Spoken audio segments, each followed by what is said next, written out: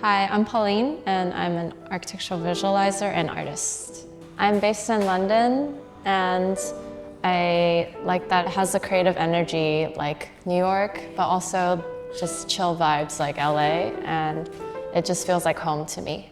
I grew up in Los Angeles, and I was accustomed to very low buildings, and it accentuated its expansive blue skies, and so my work always has this atmospheric and vivid quality to it that I try to incorporate, and it's marked by this organic sensibility with bold pigments. Usually use acrylic on canvas. This is Contour and Recontour. It's a diptych, and a diptych is basically like two works that are meant to be viewed as one piece, and this is acrylic on canvas.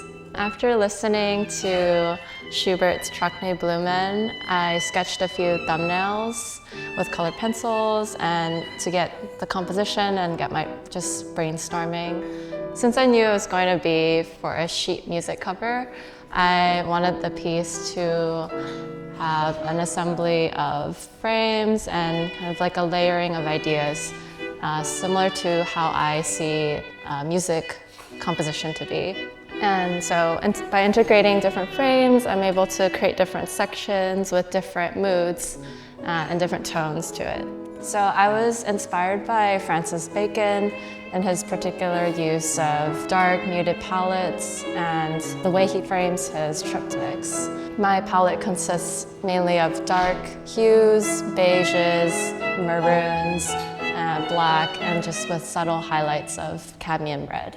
This is my first time collaborating with a musician for a painting, and it required me to just create a visual art in response to music, and that was a very challenging process, but led to something new and with an interesting backstory. I always thought music and art were like two different worlds, and one was more about performance, the other one was more about creating something tangible. So it was interesting to bring the two together and have music be an inspiration for my art. So the piece is about love and death and withered flowers and their potential to bloom again. And this duality is something I wanted to focus on, contrasting them with more fluid and floral movements throughout. And so even without lyrics, the classical music tells a story. And I think that's interesting to draw inspiration from a non-visual medium and transform it into visual art.